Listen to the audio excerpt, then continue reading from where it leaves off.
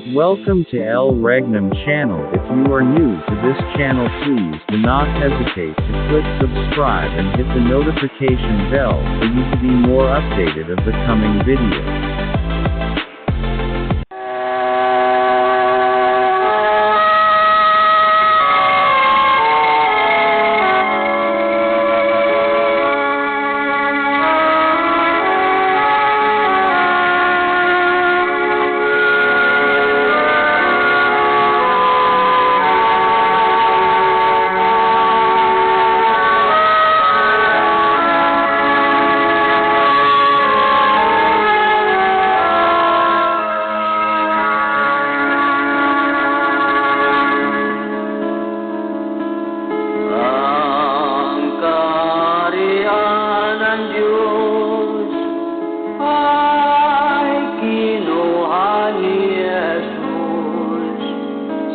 Lumang Jerusalem, sa bayang Huda Israel,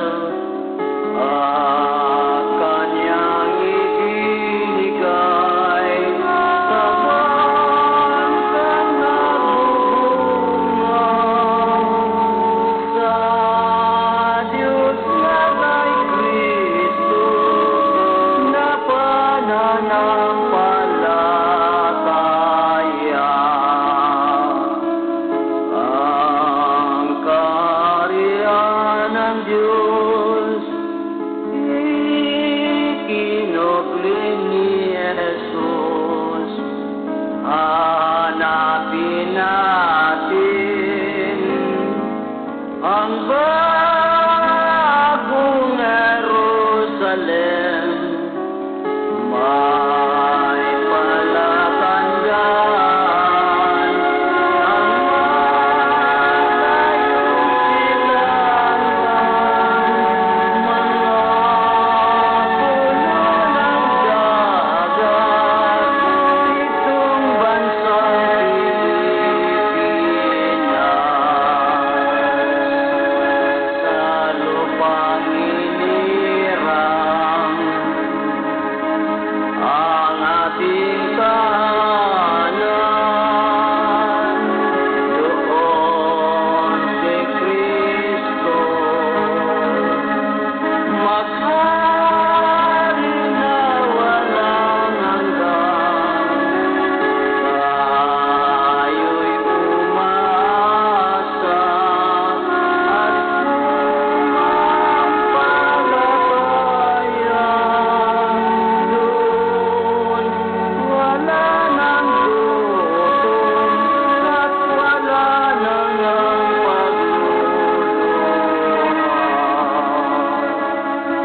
Sa lupang inirang ang ating tahanan, doon si Kristo maghari na walang hanggan. Tayo'y umaasa at sumampalataya. Doon wala nang gutom at wala nang pagluluha. Doon wala nang gutom at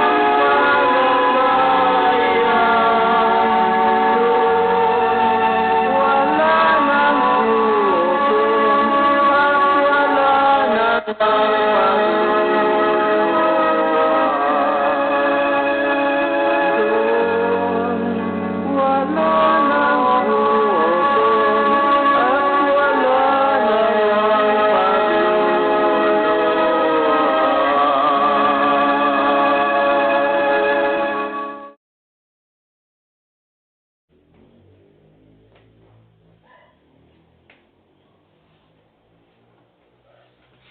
So, maraming salamat, Reyna. Mapagpalang oras po sa ating lahat, buong Pilipinas, at maging sa buong daigdig. Live po tayo ngayon sa The Kingdom of God, Region 2, official, yan. At sa bahay po ng aming kapatid na si Reyna Merlita Baltasar sa province of Quirino, sa Barangay Poblacion Sur, Madela, Quirino. Okay, so bago po kami magpatuloy, pasasalamat at pagpupuri sa aming mahal na dakilang guro, ang aming Supreme Founder of the Kingdom of God, His Majesty Supreme King Philemon Ondoc Riam Bonanza. At ganoon din po sa mga 5 spiritual mothers at sa aming mahal na Pangulo, mahal na Prinsipe Rocky Y. Riam Bonanza, na siya po ang President ng the Royal Alpha Omega Ring Trading Corporation, at sa kanyang kapatid na si Hari Adolfo B. Riam Bonanza, na siya po ang President ng Philippine Deuterium Development and Management Corporation. At ganoon din po sa 12 tribes at sa 12 apostoles, sa lahat ng mga board of directors sa buong Pilipinas, mula Region 1 hanggang Region 12, na kinabibilangan po ng aming Regional Director sa Region 2, Hari Edgar Palor Ligutom, at kasama ng kanyang Reyna Ros Padillo Ligutom, at sa lahat po ng mga 70 prophets sa buong Pilipinas, at sa lahat ng mga municipal leaders, barangay leaders, down to Purok. Magandang gabi po sa ating lahat, at sa lahat ng mga prinsipe at prinsesa. Yan. Okay, so sa gabing ito ay narito naman po kami upang magpahayag sa inyo ng mga nakatagong lihim na ito po ay galing po o katuruan ng aming mahal na dakilang guro, na wala pong ibang nakapagbukas o nakapagbigay kaalaman, kahulugan, liban lang sa aming mahal na dakilang guro, mahal na Haring Philemon Ondoc Riam Bonanza, na sinalita pa ng Diyos sa mga talinghagang salita, sa mga parables, mga kapatid, na siya lang po ang nakapagbigay ng mga kahulugan, ang aming mahal na dakilang guro, at sa mga plano ng Diyos sa daigdig. Yan. So, ang plano ng Diyos sa daigdig ay magtayo ng kaharian, mga kapatid. Diyos lang ang magtayo ng kaharian. Subalit, ito'y gumamit muna ng 4 na kaharian sa daigdig. Merong kaharian, subalit doon lang sa Saudi Arabia, hindi pang buong daigdig. Yan. Ang unang ginamit ng Diyos ang bansang Babylonia, Medo-Persia, Greece, and Rome. Subalit, natapos na sila. Ang tanong, meron pa bang kaharian sa daigdig? Wala na, mga kapatid. Wala nang kaharian sa daigdig. Kaya nga, kung ating babalikan sa panahon ng ating Panginoong Hesukristo, na ayon po sa banal na kasulatan, sa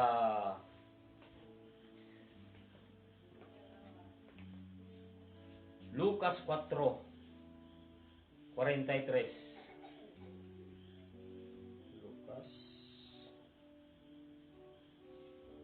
So ganito po ang sinasabi sa Lucas 4:43. Datapwat sinabi niya sa kanila, dapat namang ipangaral ko sa mga ibang bayan ang mabubuting balita ng kaharian ng Diyos, sapagkat sa ganito ay sinugo ako.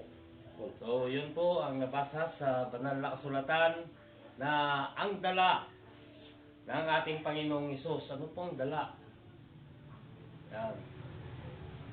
So, walang iba yung kaharian ng Diyos. Siya ay sinugo. Yan, pinili ng Diyos. Pinahiran ng langis. Mga kapatid, upang ibalita sa mga tao yung mga mabubuti o magagandang balita tungkol sa kaharian ng Diyos. Mga kapatid. Kaya ang tanong, tinanggap po ba ang ating Panginoong Hesus? Wala, hindi tinanggap. Bagkus siya ay inuli at ipinako sa krus. Mga kapatid.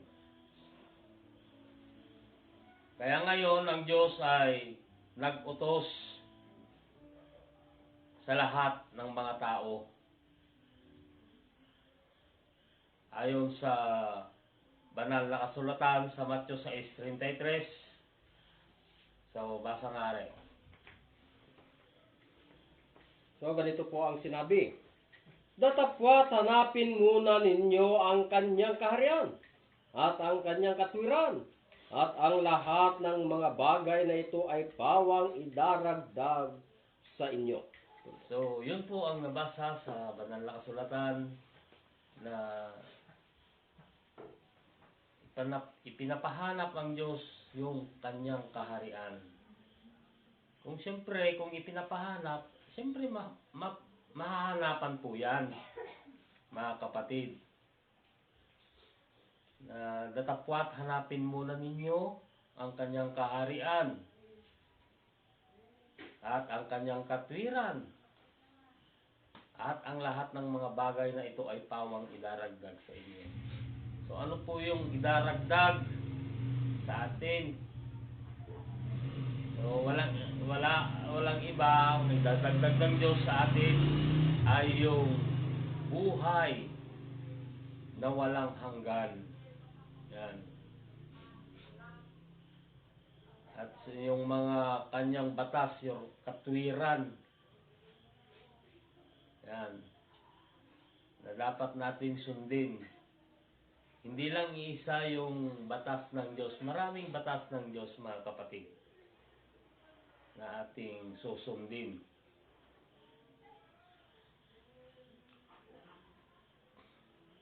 Kaya nga, yung kaharian na itatayo sana ng Diyos doon sa bansang Israel ay kanyang inalis at ibinigay sa isang bansang nagkakabunga ayon sa Matthew 21:42-43. So, ganito po ang sinabi. Sinabi sa kanila ni Jesus, kailanman bagay hindi ninyo nabasa sa mga kasulatan? Ang batong itinakwil ng nangagtatayo ng gusali, ang siya ring ginawang pangulo sa panulo. Ito'y mula sa Panginoon at ito'y kagilagilalas sa harap ng ating mga mata. Sa 43, kaya nga sinasabi ko sa inyo, alisin sa inyo ang kaharian ng Diyos at ibibigay sa isang bansang nagkakabunga. So, yun po ang nabasa sa banal na kasulatan na ang batong itinakwil. So, kung ating iisipin, sino ba yung itinakwil? Yung bato na itinakwil. So, wala pong iba. Yan po ay si Kristo. Mga kapatid, na kanilang itinakwil doon sa bansang Israel. Kaya nga, yung kaharian ay kanyang inalis at ibinigay sa isang bansang nagkakabunga. Bansa ang sinabi ng Diyos, mga kapatid. Wala doon sa taas. Bansa. ang sinabi ng Diyos. Kung ating iisipin, mapalad yung bansa na kanyang pinagbigyan ng kanyang kaharian. 300 nation man ang lahat ng mga bansa sa daigdig. Kaya mapalad yung bansa na kanyang pinili na muling pagtatayuan ng kanyang kaharian, mga kapatid. Kaya nga, sa yung panglima na itatayo sana doon sa bansang Israel na hindi natuloy. Bakit? Sapagkat ang Panginoong Hesus ay hindi siya nakilala ng mga tao. Subalit siya ay yun na pala yung Mesiyas na sinugo. Yan. Sinugo ng Diyos. Hindi tinanggap, mga kapatid. Kaya ngayon, ang tema natin ngayong gabi, o ating pag-uusapan sa gabing ito, ay kung nasaan ang kaharian ng Diyos. Sapagkat bansa ang sinabi ng Diyos, mga kapatid. Bansang nagkakabunga. Kaya ngayon, papatunayan ko sa inyo, o maging sa buong daigdig, na ang bansang Pilipinas ay siyang kaharian ng Diyos. Ayon po sa pang-apat naming pagpapatotoo, pagpapatunay. Ayon sa banal na kasulatan sa Isaiah 24:15. Basa natin. So, ganito po ang sinabi. Kaya't luwalhatiin ninyo ang Panginoon sa silanganan. Sa makatuwid bagay ang pangalan ng Panginoon ng Diyos ng Israel sa mga pulo ng dagat. Punto. So, yun po ang nabasa sa banal na kasulatan na luwalhatiin ninyo ang Diyos ng Israel doon sa malayong silangan sa mga pulo ng dagat. Yan. Ano kaya yung nasa malayong silangan na nasa mga pulo ng dagat? Kung ating titignan or ating i-research yan sa ating world map, ay makikita po natin dyan sa malayong silangan yung apat na bansa. Yan. So, gumamit po tayo ng blackboard upang mas higit po natin maunawaan, mga kapatid. So, makikita po natin doon sa malayong silangan yung apat na bansa, mga kapatid, kung nasaan ang kaharian ng Diyos. Sapagkat ang kaharian ng Diyos ay inalis sa bansang Israel at ibinigay sa isang bansang nagkakabunga. So, makikita po natin dyan, ang una ay ang bansang Japan. Yan. Pangalawa ay bansang Indonesia. At ang pangatlo ay bansang Malaysia. At ang pang-apat ay ang bansang Pilipinas. So, yan po yung makikita po natin dyan sa malayong silangan sa mga pulo ng dagat.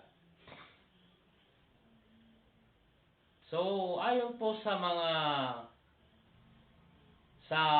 una naming testimonya or aming testimony na ito po yung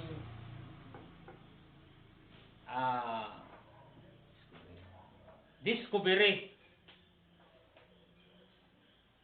Kung kailan na discovery mga kapatid, ang bansa na tinutukoy ng Diyos, mga kapatid. So, gawa tayo ng diagram upang mas higit na mapatunayan. Yan.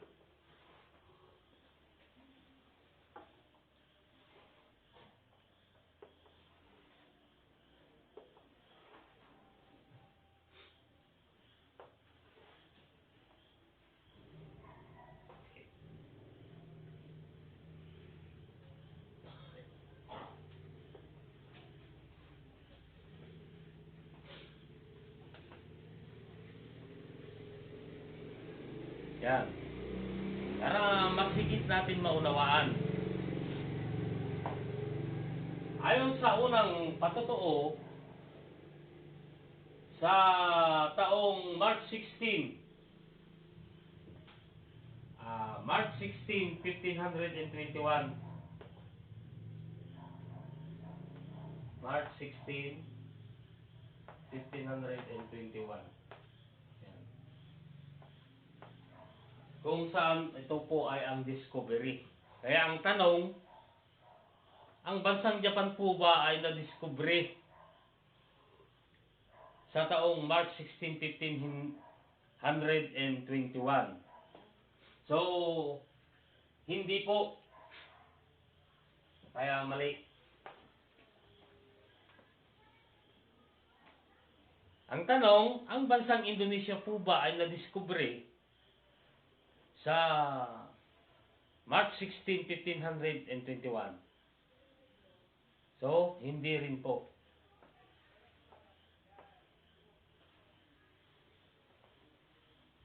Ang bansang Malaysia ay na-discovery po ba sa taong March 16, 1521? So, hindi rin po. Yan, kaya mali.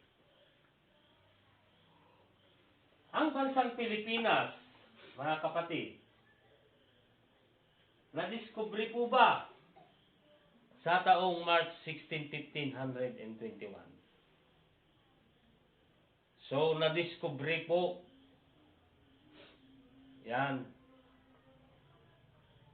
At na-discovery at isinigaw pa ito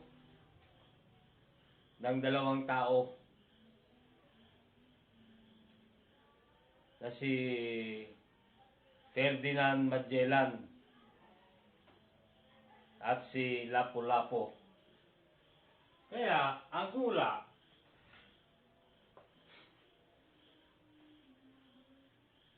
tumugma ang bansang Pilipinas, mga kapatid. Kaya ayon po sa pangalawa naming pagpapatunay, ayon sa banal na kasulatan sa Isaiah 2:4, ang bansa ay hindi laban sa ibang bansa. Yun po ang hula sa banal na kasulatan. Kaya ang tanong, ang bansang Japan po ba ay nakikipagdigma sa ibang bansa? Tunay. Sapagkat inalipin pa ang bansang Pilipinas, ang bansang Japan, mga kapatid. Kaya ang hula ay hindi makidigma. Yan. Ang tanong, ang bansang Indonesia kaya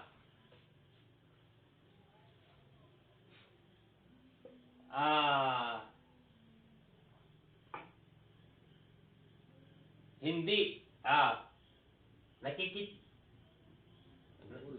ang hula ay hindi makikipagdigma, mga kapatid. Ngunit ang hula sa banal na kasulatan ay hindi makidigma. Yan. Sa ibang bansa. Siyempre, itong bansang Indonesia ay isa rin itong matapang na bansa, mga kapatid. Kaya, yung hula ay hindi nakatugma. Yan. Ang bansang Malaysia, mga kapatid, sapagkat ang hula ay hindi makidigma, mga kapatid. Kaya, wrong pa rin ito, mali. Sapagkat itong bansang Malaysia ay matapang na bansa rin. Yan. Ang bansang Pilipinas kaya, na ang hula sa banal na kasulatan ay hindi makidigma ang bansang laban sa bansa. Kaya tunay po yan, mga kapatid, sapagkat ito'y itinatagpa ng dalawang presidente na si Manuel Quezon at Ferdinand Marcos. Ayon sa Article 1 at Section 4 at Article 2, Section 3. Nang ibig sabihin, ang bansang Pilipinas ay hindi magipagdigma laban sa ibang bansa. Kaya yung hula, tumugma po. Yan. Sa bansang Pilipinas. So ayon po sa pangatlong testimony or aming pangatlong pagpapatunay na ito po ay puno.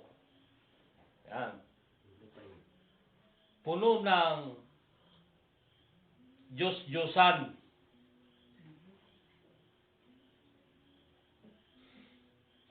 Puno ng Diyos-Diyosan, mga kapatid. Kaya, ang tanong, ang bansang Japan po ba ay puno ng Diyos-Diyosan? Ay, hindi. So, hindi, mga kapatid. Bakit? Isa lang ang kanilang pinagsasambahan. Sila yung mga tinatawag na mga Buddhism. Kaya mali. Yan. Ang bansang Indonesia kaya, puno po ba ng Diyos-Diyosan? So, hindi rin po. Sapagkat iisa rin lang ang kanilang pinagsasambahan. At sila yung mga Indonesia. Yan. Kaya mali. Ang bansang Malaysia kaya, puno po ba ng Diyos-Diyosan? Hindi rin. Sapagkat sila yung mga Taoism. Mga kapatid, kaya mali. Yung Pilipinas kaya, mga kapatid,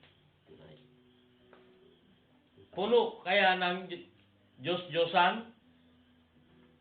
Tunay, mga kapatid. Sapagkat mula apare hanggang hulo ay puno ng Diyos-Diyosan. O ibig sabihin, Kristyanismong bansa. Yan.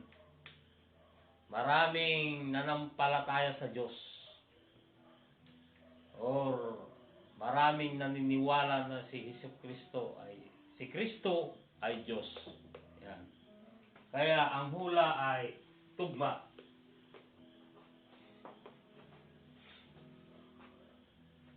Sa pang-apat na patotoo, yung nasa malayong silangan, nasa pulo ng dagat, mga kapatid. Kaya ang tanong, ang bansang Japan po ba ay nasa malayong silangan, nasa pulo ng dagat? Tunay. Sapagkat makikita natin yung bansang Japan sa malayong silangan, sa mga pulo ng dagat. Kaya, tama, mga kapatid. Ang bansang Indonesia kaya, nasa malayong silangan, na nasa pulo ng dagat. Tunay, mga kapatid, sapagkat makikita rin lang natin yung bansang Indonesia doon sa malayong silangan, sa mga pulo ng dagat. Kaya tunay, yan. Ang bansang Malaysia, mga kapatid, nasa malayong silangan po ba? Nasa pulo ng dagat.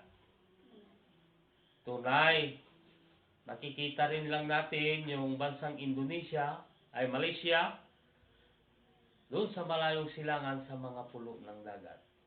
Kaya tunay, mga kapatid. Ang bansang Pilipinas kaya, mga kapatid, nasa malayong silangan po ba sa mga pulo ng dagat? Tunay, sapagkat makikita rin lang natin yung bansang Pilipinas sa malayong silangan, sa mga pulo ng dagat, kung nasaan ang kaharian ng Diyos. Sapagkat ang kaharian ng Diyos inalis sa bansang Israel at ibinigay sa isang bansang nagkakabunga, mga kapatid. Yan. Ayon nga sa banal na kasulatan, sa 1 Corinto 9:24. So, ganito po ang sinabi. Hindi ba ninyo nalalaman na ang mga nagsisitakbo sa takbuhan ay tumatakbong lahat? Ngunit isa lamang ang tumatanggap ng gantimpala. Magsitakbo kayo ng gayon upang magsipagtamo kayo. Punto. So, yun po ang nabasa sa banal na kasulatan, na sila pala yung nagpapaligsahan at isa lang ang magwagi sa kanila at tatanggap ng gantimpala, mga kapatid. Kung ating kukwintahin yung kanilang nakuha ng bawat isa sa kanila, ang bansang Japan ay nakakuha ng isa, Indonesia, isa rin, at bansang Malaysia ay isa rin.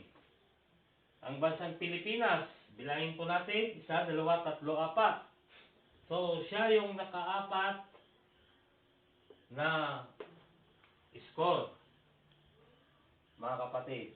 At ano naman yung kanilang gantimpala na kanilang matatanggap ayon sa banal na kasulatan? Sa Apokalipsis 3:12. So, ganito po ang sinabi. Ang magtagumpay ay gagawin kong haligi sa templo ng aking Diyos, at hindi na siya ay lalabas pa doon. At isusulat ko sa kanya ang pangalan ng aking Diyos, at ang pangalan ng bayan ng aking Diyos, ang bagong Jerusalem, na mananaog buhat sa langit mula sa aking Diyos, at ang aking sariling bagong pangalan. Punto. So, yun po ang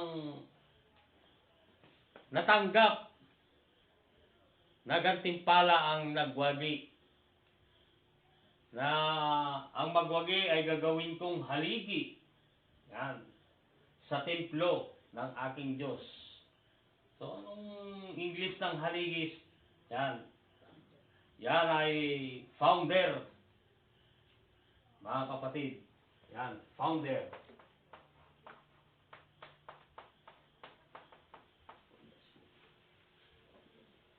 at pangalan ng aking Diyos.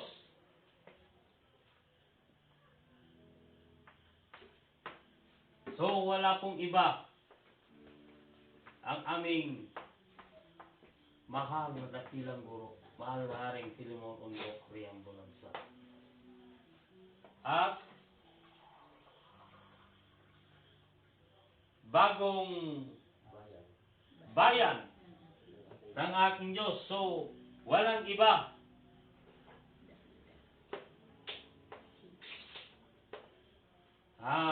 Dapitan City.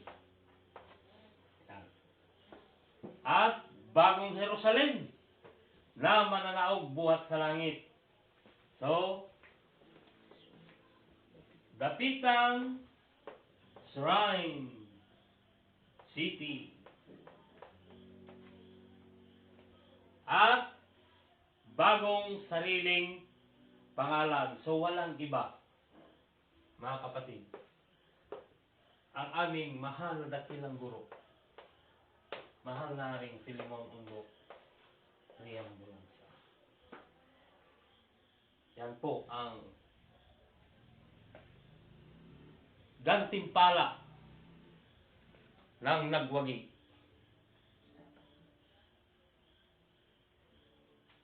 Kung nasaan ang kaharian ng Diyos. Sapagkat ang kaharian ng Diyos ay inalis sa bansang Israel at ibinigay sa isang bansang nagkakabunga. Kaya ito po ang aking tinalakay sa gabing ito. Maraming salamat sa inyong lahat, sa lahat po ng aming taga-subaybay at tagapakinig ng aming programang Konsumatum S. Na wala pong ibang nagsigaw ng kaharian ng Diyos, kundi ang aming mahal na dakilang guro, mahal na Haring Filemon Undo Riambulansa. So, maraming salamat sa ating lahat, at higit sa lahat, ako'y nagpapasalamat sa aming mahal na dakilang guro, mahal na Haring Filemon Undo Riambulansa. At sa aming mahal na Pangulo, mahal na Prinsipe Rocky Y. Riambulansa, at sa aming Hari Adolfo B. Riambulansa, at sa aming Regional Director sa Region 2, Hari Edgar Palor Ligutom, at sa kanyang Reyna Ros Padillo Ligutom. Kaya mapalad ang bansang Pilipinas na dito muli itatayo ang Diyos ang kanyang kaharian. Ako po ang inyong lingkod, Hari Gerson del Rosario. Maraming salamat at magandang gabi po sa ating lahat. At ibibigay po ko po naman sa ating kapatid upang siya naman ang magbigay ng pagpapatunay na dito talaga sa bansang Pilipinas ang siyang kaharian ng Diyos. Walang iba, Hari Ruben Baltasar.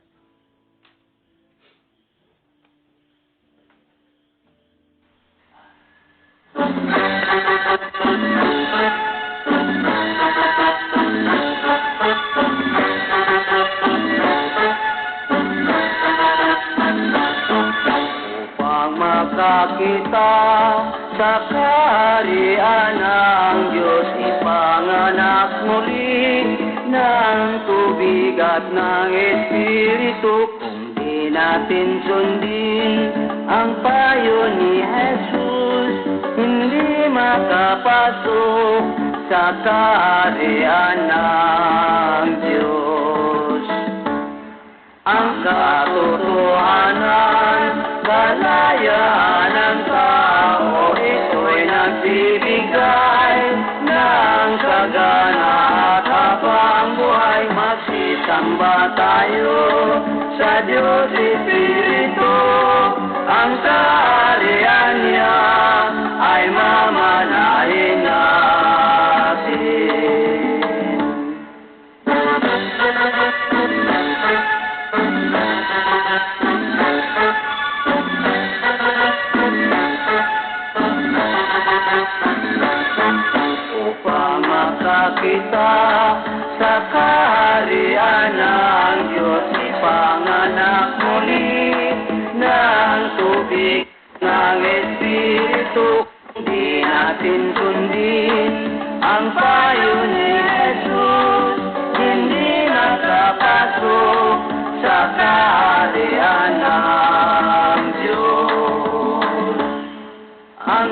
katotohanan, kalayaan ng tao, ito'y nagbibigay ng sagana at habang buhay. Magsisamba tayo sa Diyos Espiritu.